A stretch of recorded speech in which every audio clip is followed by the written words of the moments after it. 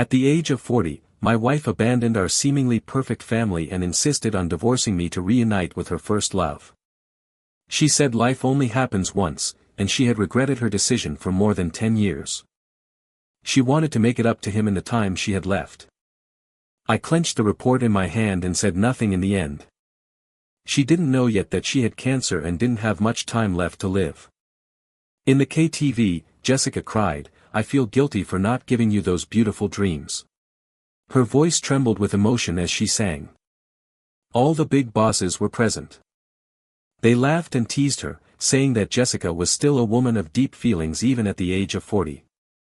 Someone joked that Jessica must really love me, now giving me the best of everything, but I still felt indebted. Yes, love means that no matter how much you give, you still feel like it's not enough.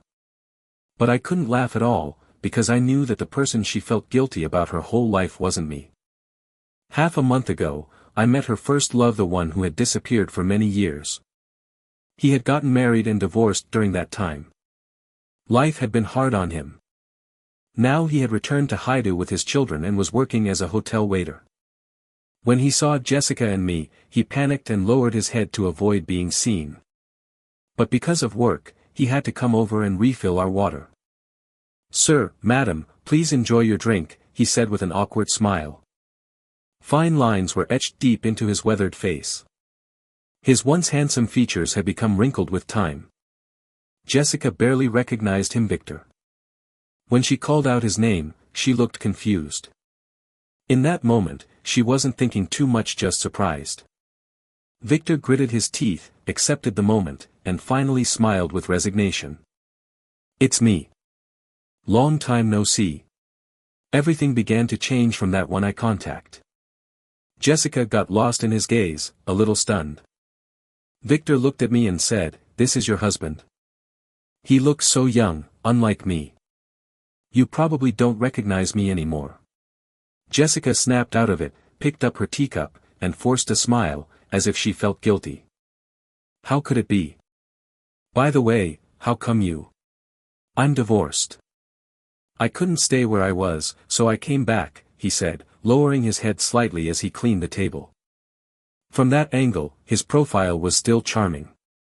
Jessica looked uneasy. He noticed and smiled. "Don't feel sorry for me. Actually, I'm pretty content. I still have a daughter. We rely on each other, and life isn't so bad. All right, I wish you a pleasant meal. Please press the bell if you need anything." He walked away with dignity, his back straight, doing his best not to lose face. Jessica turned to look back at him for a long time, lost in thought, until she remembered I was still beside her. "Oh, that's just an old classmate. I didn't expect to see him here." Her eyes were panicked, but she couldn't stop glancing back. But I didn't expose her. She didn't know that I had already investigated her thoroughly before I met Victor. But what I had valued was her talent. A first love from the past didn't bother me at all. I never thought that a needle I had ignored in my 20s would pierce me so deeply in my 40s. On the way home, Jessica was a bit drunk. The driver helped her into the car. She sat down, holding her stomach and whispering, "It hurts again. I told you to drink less, but you wouldn't listen." She shook her head. "It's not the alcohol. It's an old problem." She didn't want to say more. I checked her phone, but there were no new messages. She held her stomach and fell asleep leaning on the side. There seemed to be an invisible wall between us. Ever since we ran into Victor, she had become like this. I was getting a little suspicious. But with no actual proof, it was hard to say anything, so I closed my eyes and pretended to sleep. Half asleep, I remembered when I first met Jessica. Back then, she was poor but ambitious. She worked tirelessly at the bottom of the company, busy like an ant. My father admired her, said she was capable and strong-willed. So he promoted her, introduced her to me, and arranged our marriage. Jessica didn't disappoint my father. After she joined the decision-making level, she made huge contributions to the company's growth. People in the company used to call her a "white lotus" behind her back, but in the end, they were all convinced by her strength. She was ruthless at work but always gentle with me. I taught at a university in the suburbs. I left early and came home late, and she drove me to and from work every day, rain or shine. My colleagues all said I was lucky to have married such a good wife. But Jessica always said she was the lucky one. Without me and my father, she would never have made it in life. 5 years after we got married, the global financial crisis hit. My father's company went bankrupt overnight and was buried in debt. His health was already poor, and he passed away soon after due to stress and anger. Jessica was busy handling his funeral and running around trying to raise funds. It took us several years to pay off the debt. Those days were tough. We mortgaged everything and moved into my grandfather's old house. We lived very frugally. One day, I splurged on a bowl of Odin from a roadside stall. Jessica refused to eat, saying she didn't like it. While I ate, she sat beside me, scrolling through her phone. When I was done, she quietly drank all the leftover soup.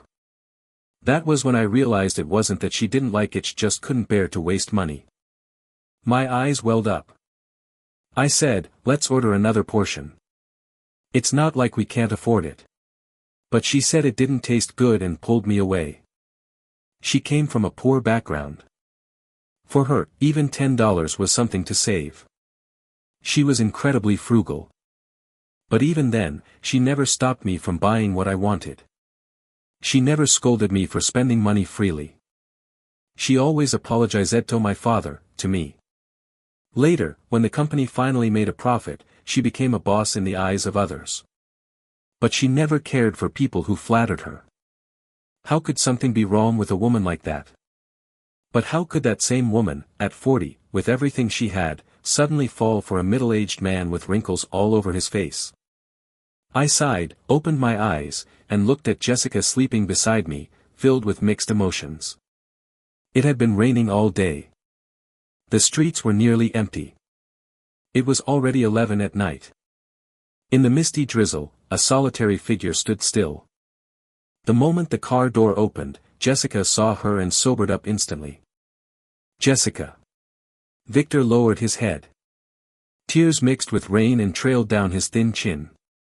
Jessica jumped out of the car and rushed over to her.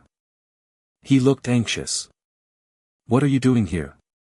"I'm sorry," he choked out. "I didn't mean to disturb you, but my daughter was bullied. I really didn't know what to do. You're the only one I could think of now." I didn't get out of the car and simply watched the scene from the other side. Jessica turned around and glanced at me. She knew how awkward this situation was. "What do you want me to do?" "What can I even do?" she shouted at him. "Why are you still like this? Go home. Call the police, talk to the teacher. What's the point of standing here in the rain? If you get sick, who's going to take care of your daughter?" Every word was a scolding, but all I heard was concern. Victor said nothing, his head down, but his shoulders were shaking slightly. After a while, he looked up and gave a bitter smile. "I'm sorry. I was just too anxious and lost my mind. I disturbed you. I really am sorry." She looked at me in the car and bit her lip, resentment flashing in her eyes. "Teacher G, you're so lucky. You have a good wife and a loving family. Unlike me, I'm just an unlucky person." After he finished speaking, he turned and ran off, vanishing into the rain. Jessica watched him disappear for a long time, then finally smiled and said, "What a psycho." She pretended nothing had happened, but she even forgot to take an umbrella and walked into the neighborhood in the rain. I got out of the car and silently followed, watching her get soaked until she went inside. I warned Jessica not to make any noise or wake Ellie. She's a light sleeper. I was also telling her not to do anything reckless. She has a perfect family and a lovely daughter. First love should be cherished, not used as an excuse to make mistakes. Jessica understood. She smiled and said, "Don't worry." Then she turned and went into the small room next to the master bedroom. She always did this when she drank and was afraid of affecting my sleep. She would take the initiative to sleep in the small room. But that night, I had a bad feeling. I wasn't sleepy at all. Around 2 in the morning, I finally heard a soft sound next door. A few minutes later, I looked out the window and saw Jessica stepping out into the night alone. I couldn't believe she would actually do this. We've supported each other for more than 10 years. Was she really moved by the tears of a first love? I made a phone call. Remember the man I asked you to investigate last week? Go wait downstairs at her place. There will be a visitor tonight. I had to talk to Jessica. My daughter is in junior high. Know it's the most sensitive stage of adolescence. She relies heavily on Jessica. I can't let Jessica keep making mistakes and end up hurting her. We're in our 40s. We've both succeeded in our careers. We have to maintain our dignity. I don't want to argue with her, it's just too embarrassing. The next day, while my daughter went to a classmate's house, I put those photos on the table and prepared to have a candid talk with Jessica. You followed me? She asked in disbelief. I crossed my arms and leaned back on the sofa, looking at her quietly. My wife, the mother of my daughter, running to another woman's house in the middle of the night to act all concerned. I deserve to know. Jessica was at a loss for words for a long time. Then she finally said, her daughter was beaten at school. I just felt sorry for the kid and went to see her. I didn't do anything. Of course I knew she didn't. The private detective had filmed the whole night. Jessica had only sat in the living room, drinking glass after glass. The most outrageous part was when she handed Victor a piece of paper. That's why I still think Jessica can be saved. I narrowed my eyes and said coldly, before you feel sorry for other people's children, think about your own. What would Ellie do if she lost her mother? I know, she whispered. She took 2 steps, then turned back, grabbed the photos from the coffee table, and angrily crumpled them into a ball. Don't ever do this again, she warned me, her eyes filled with disgust. When our daughter came home that evening, nothing seemed amiss. Jessica had cut watermelon for her. I played games with her. I sat upstairs revising my thesis. I could hear Ellie's laughter from time to time. Watching their backs, I thought maybe Jessica had come to her senses. Maybe we could still return to normal. But I didn't know a storm was about to come. Jessica's phone rang. She glanced at it and ignored it. But the ringtones kept coming like artillery shells, irritating Ellie. Jessica finally picked up the phone in frustration. One look at the screen and her eyes widened.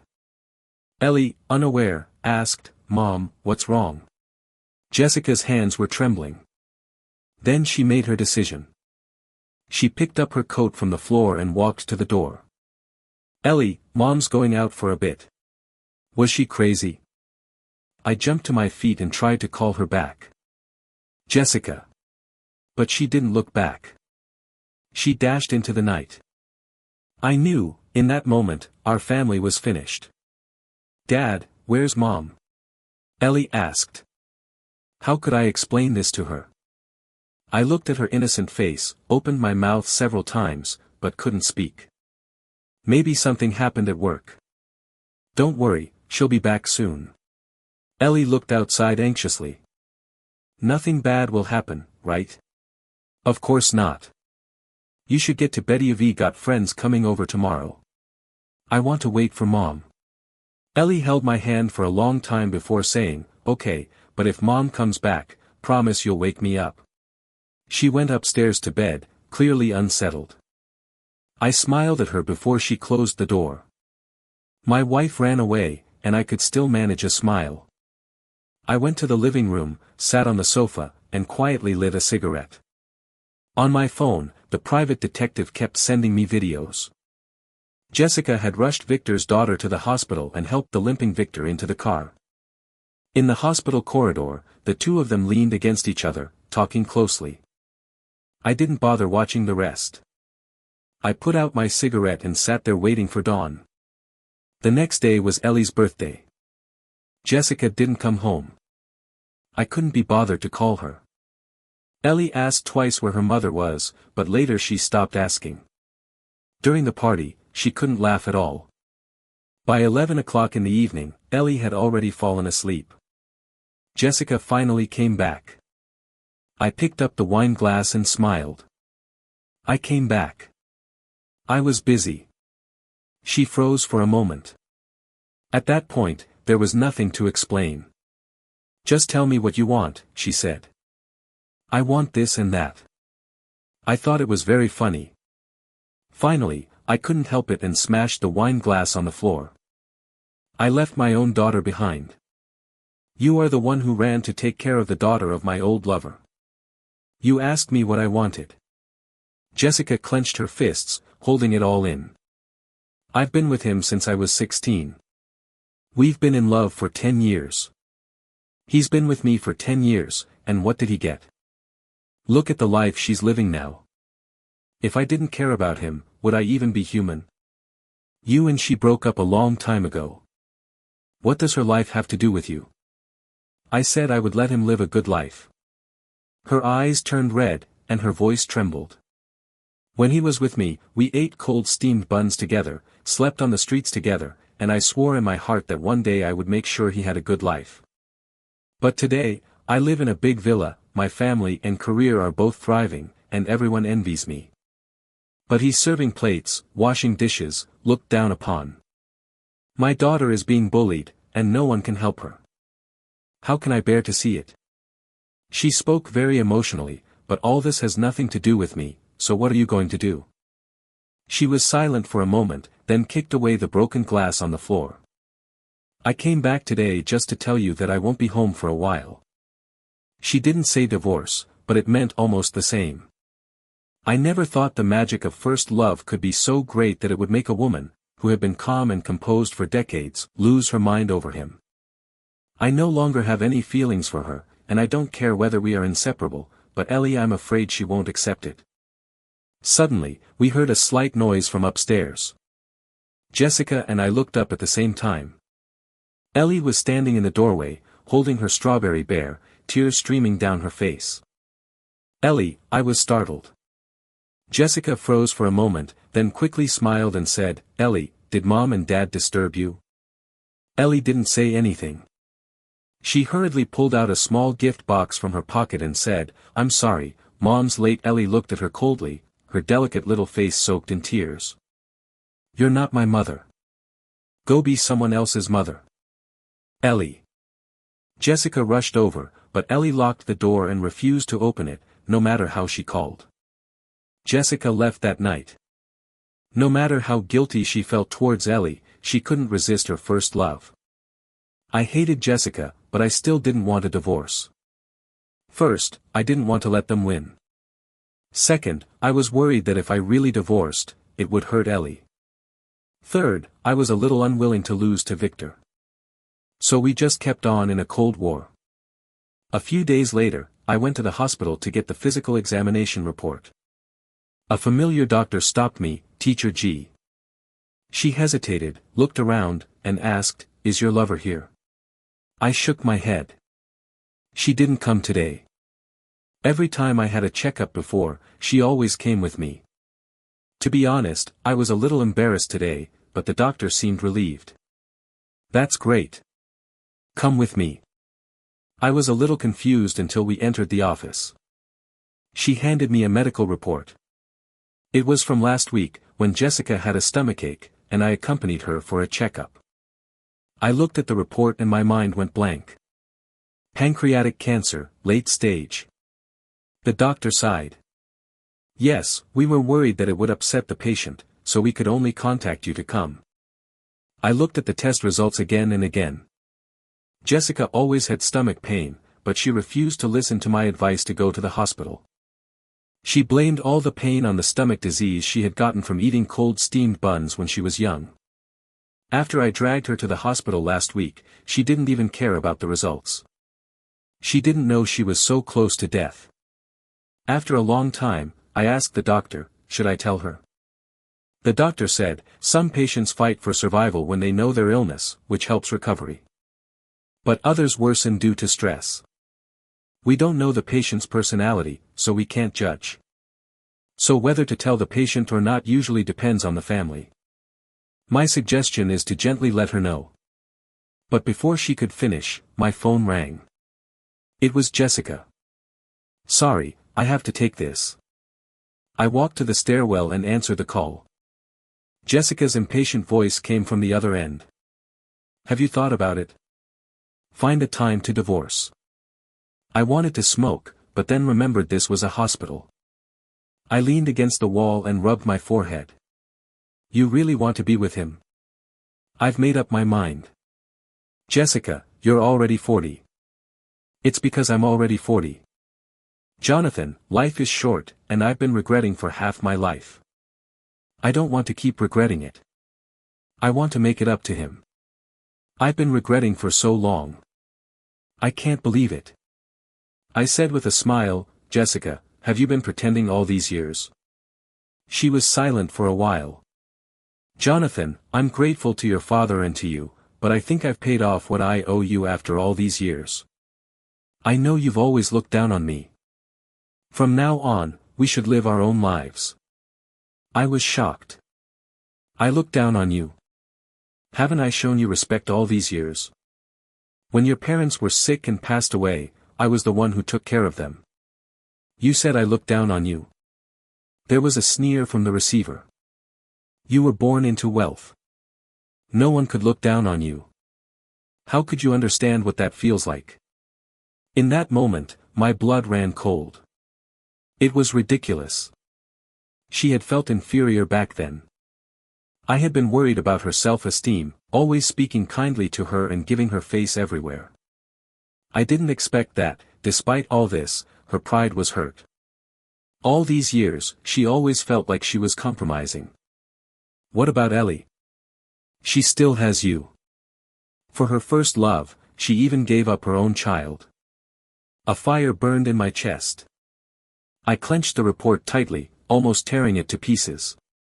I had originally thought she was pitiful, but now, I took a deep breath, loosened my grip, and spoke again.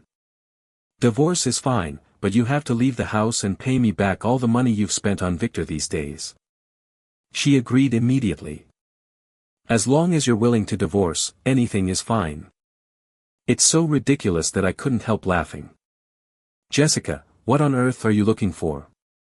Love, from the age of 16 to 26, eating cold steamed buns together, sleeping on the street together, and looking forward to the future of love together. You won't understand how touching it is. A love that has lasted for more than 10 years, a love that makes one give up everything. If I were not her husband, how touching this story would be. When I returned to the doctor's office, I had recovered as usual. Doctor, what were you going to say just now? She raised her head. Oh, I wanted to say that your wife's illness can't be delayed any longer. It must be treated as soon as possible. If it is delayed any longer, she can only live for half a year at most. I nodded and squeezed out 2 tears. I know. I will take her to the best hospital. I must cure her. When I left the hospital, I hid the report and pretended that nothing had happened. Cancer, who had cancer? I didn't know. Everything was arranged. The only thing I didn't know how to face was Ellie. When I got home that night, Ellie was sitting on the sofa watching TV. In the empty living room, she was alone and quiet like a rag doll. She didn't look back at me, and I didn't call her either. We just stood there in a stalemate. Finally, she turned back with tears streaming down her face and said, Dad, you and Mom are getting a divorce, right? My heart broke. She has been so sad these days, but she had been unwilling to face it. It was not until today that she dared to confirm it with me. I rushed over and hugged her, saying, I'm sorry, Ellie. She cried for a long time, and finally shook her head, saying, It's okay, Dad, do you know that I have always been very proud in school? But I am proud not because our family is rich, but because my mom is so good to my dad. I like my mom because she likes my dad as much as I do.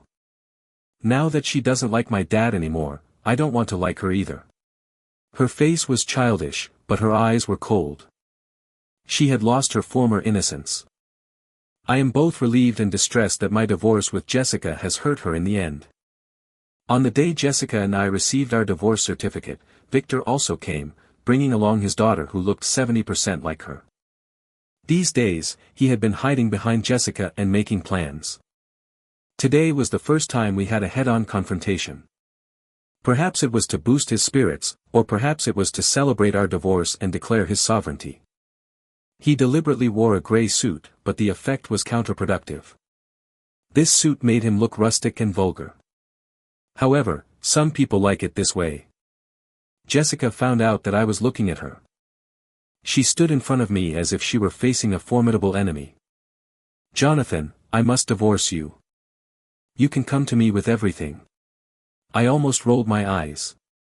I thought too much. She is not worthy of me to do it. I walked into the Civil Affairs Bureau first. Jessica breathed a sigh of relief and followed me in. The divorce procedures were completed step by step. She was about to rush into a new life. She couldn't hide her excitement. After getting the divorce certificate, she looked back at Victor and smiled. I lowered my head and looked carefully at our photos. For a moment, I remembered how happy we were when we got married. 14 years have passed in the blink of an eye. It's really emotional. "Jessica," I called her, and she turned her head. Thinking I was going to embarrass her, she looked nervous. "I have already left the house, what else do you want?" In fact, I just wanted to say that I hope she doesn't regret it. However, seeing that she is in a hurry to draw a line with me now, there was no need, so I just smiled. "I wish you happiness. Enjoy the rest of your short life." There was a touch of gray in the corner of my eye. No man can tolerate his lover being alone with his ex-husband. Victor pulled his daughter up. "Jessica," he put his arm around her waist and broke the deadlock quietly. "What are you talking about?" He looked at me with a fake smile. I said calmly, "Nothing. I just want to ask, when are you two going to get married? It's almost time." I originally thought not to rush, but Reunite kept urging me, as if she were afraid I would run away. He smiled happily and looked at me, raising his eyebrows imperceptibly. "Teacher Jessica, thank you for returning such a good Reunite to me." It was the smile of a winner, seemingly plain but full of aggression. He had put a lot of thought into this moment. Those seemingly casual words and deeds used to get close to Jessica were all calculated by him. Now that his goal had been achieved, he must be very proud. I didn't reply, but just looked at Jessica. This was the first time I looked at her seriously in such a long time. She was a little thinner, her face was slightly yellow, her hair was combed neatly, but she was inexplicably tired. Most people would think she was too tired. Only I know the real reason. I retracted my gaze and looked at Victor, and reminded him in a gentle voice, "She has stomach problems. Remember to prepare painkillers at home." In her eyes, I was a poor bug who was abandoned but still unwilling to let go. And her lover was completely on her side, which increased her sense of victory. So he curled his lips and looked proud. "Don't worry, I know Reunite better than you. Goodbye, Teacher G, you must come when Reunite and I get married." He was like a proud goose, holding his head high, and took Jessica away.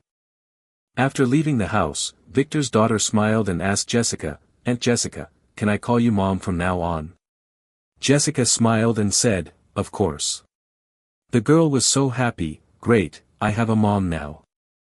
From now on, they will never dare to bully me again." They held hands and got in the car together. Look at their backs. What a happy family of three. Unfortunately, the happier we are now, the more devastated we will be in the future. I silently put the divorce certificate in my pocket and walked out of the Civil Affairs Bureau. In the dazzling sunlight, I saw a thin figure, Ellie. At this time, she should be playing at her friend's house. I don't know when she came. I don't know how long I looked at her.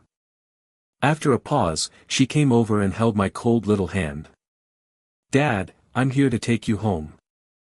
I'll stay with you in the future, okay?" I felt mixed emotions and my nose was sore. I tried to bear it and nodded. "Okay, Dad, don't be sad. Dad has Ellie. Dad is very happy." Before getting in the car, Ellie glanced in the direction where Jessica disappeared. Her eyes were very indifferent, as if that person had nothing to do with her. She grew up overnight and would never be hurt again. After Jessica and I divorced, she opened a new company. She is capable and has connections. She was confident of making a comeback, that's why she dared to leave the company with nothing. Half of the people in the old company were poached by her, and a lot of business was brought over. She took out a loan and soon got the new company up and running. Victor became the vice president of the new company, even though he knew nothing about the company's business. But who asked Jessica to pamper him? On the day of the ribbon-cutting ceremony, he stood beside Jessica, changed into a well-fitting suit, and really looked like a successful person. Jessica and I haven't deleted each other yet. He also knows that I will check Jessica's moments, so he posts a moment that only I can see almost every day. For example, Jessica left a small strawberry on his neck, or Jessica would only act like a child when she was with him, implying that I had never entered her heart. For example, showing an early pregnancy test paper, I didn't expect that Victor was quite capable. He was 40 years old and still had a child. Doesn't Jessica know what Victor does every day?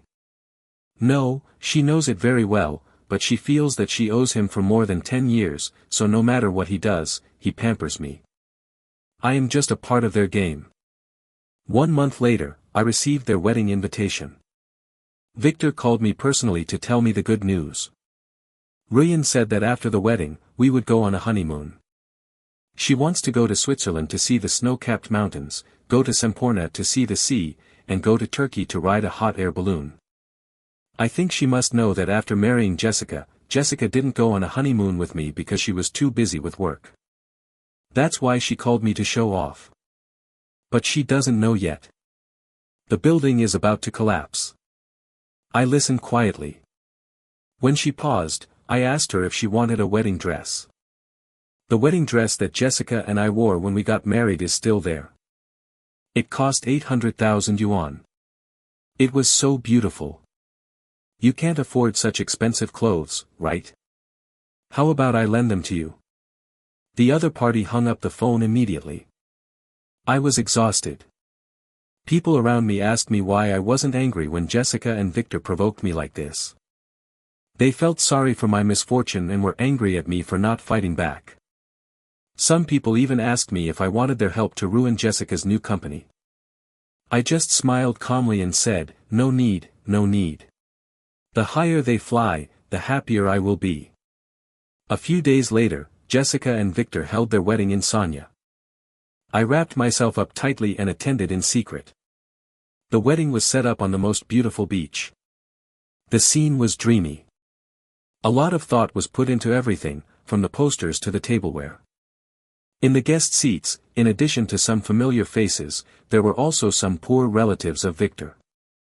They were invited by Victor to witness his grand wedding, and Victor wore a custom-made suit. With her head held high, she held her daughter and waited for the bride to appear at one end of the red carpet. The music started, and the ceremony was about to begin. I found the waiter and asked her to do something for me. The waiter took the tip and ran backstage attentively. At the place where Jessica was waiting, she handed her an envelope. By that time, the MC had already come on stage and the bride was about to appear. Jessica took the envelope and asked something impatiently. The waiter just shook his head and walked away. So she had to tear open the envelope and quickly scanned it. Soon, her eyes were fixed. As if uncertain, she trembled and checked it over and over again. Her hands were shaking so badly that she could hardly hold the paper. On the stage, the MC called Jessica's name once, but she ignored it. After 3 calls, friends and relatives in the audience had already started to stir, looking in the direction where the bride was supposed to appear. Victor on the red carpet also became anxious, looking toward the greenhouse from time to time. Jessica raised her head, her face pale, and looked around until she found me. I stood in the distance, holding a glass of champagne, smiling, and toasting to her from a distance.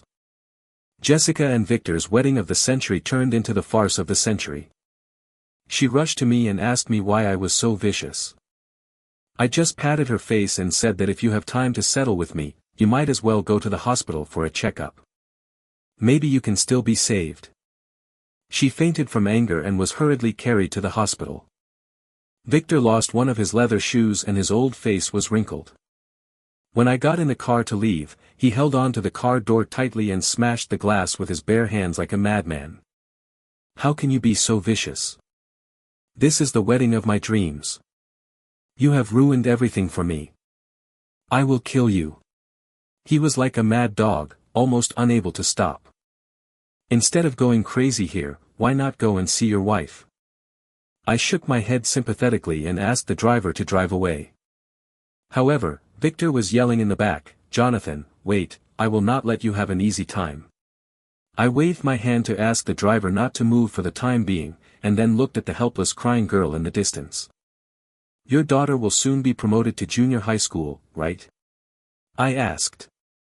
Victor paused, his eyes were terrified and confused. "She is very kind and simple. You have protected her very well." I took out an unbearable photo from my bag, looked at her, and said with a squinting smile, "You said, if all her classmates knew that her father was the third party who destroyed other people's families, what will happen? Oh my God, will she be bullied again? I heard that she was severely bullied in her previous school." "Jonathan, she is innocent." "She is innocent, but who told her that she is your daughter? If you dare to pester her again, I will spread these photos wherever your daughter goes, so that she will never be able to hold her head up. Believe me, I can do what I say." Victor trembled all over and burst into tears. "You are so vicious. Are you still a human being? Vicious? Compared to the harm you have done to my daughter, I have been very merciful." I turned my head and stopped looking at her. The driver understood and drove away. In the rearview mirror, Victor was paralyzed on the ground in a cloud of dust. Jessica was sent to the nearest hospital that day. That night, she flew back to Haidu overnight. I went to the best hospital for a follow-up checkup. Needless to say, the results were not good.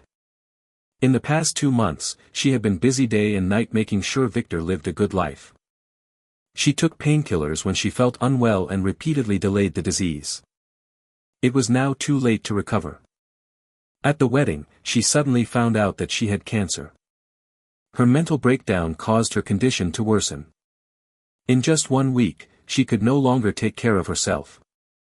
The news that Jessica was seriously ill spread quickly. The new company she had opened with great difficulty was on the verge of bankruptcy overnight. Those employees who were poached by her all fled. A few days later, I took people to her company to move equipment. When Victor found out, he hurried over to stop me. I took out the IOU that Jessica wrote to me before the divorce. You don't know yet, but before the divorce, Jessica promised to return all the money she spent on you during the marriage. Now she is dying. I can't get the money back, so I can only move some equipment to recover the loss. Besides, you and Jessica are not married, and her assets have nothing to do with you. You have no right to stop it. He sat on the ground and went crazy. She is pregnant with my child. All of this belongs to us. I don't agree, you are not allowed to move. But the workers didn't care about her at all, and soon they emptied the equipment. Before leaving, I reminded her leisurely. I forgot to say that the house Jessica bought for you was mortgaged when you started the company. If you don't run away, just wait for the lenders to knock on your door. Half a month later, I went to see Jessica again. She had lost a lot of weight, but she was actively cooperating with the treatment and working hard to fight cancer. When she saw me, she no longer had any resentment, but just sighed. You came here to see me laugh. I'm afraid you will be disappointed. I won't die like this. I will get better, go on a honeymoon with Victor, and watch our children be born and grow up with my own eyes. I looked at her with pity, but Victor has already helped you get rid of the baby. She was stunned and couldn't believe it. You are talking nonsense. How could Victor get rid of our baby? What nonsense am I saying? I smiled and said, I saw with my own eyes that he signed the surgery agreement while you were unconscious some time ago and sent you to have an abortion. This morning, he had already run away with our daughter. It's impossible. Victor wouldn't do this. He wouldn't do this. He said he would always be with me. She trembled, took out her cell phone, and dialed Victor's number, but the number was always turned off. She didn't believe it, so she called again and again, and sent messages again and again, until finally, her hopes were dashed, and she lay on the bed, crying silently. I shook my head, turned around, and walked out. The next news I heard from Jessica was a month later. She was so sick that she was just a bag of bones left. She called me on her own initiative and said she wanted to see Ellie. When she was alone and helpless, she finally began to repent. Longing for forgiveness, but Ellie didn't want to see her. She was digging crabs leisurely by the sea, as if it had nothing to do with her. Didn't she have a daughter? Go find her. Why did you find me? Jessica burst into tears on the other end of the phone. 3 days later, she died in the hospital. There was no one around her when she left. My daughter and I were flying to our next destination. The future was as bright as the sun.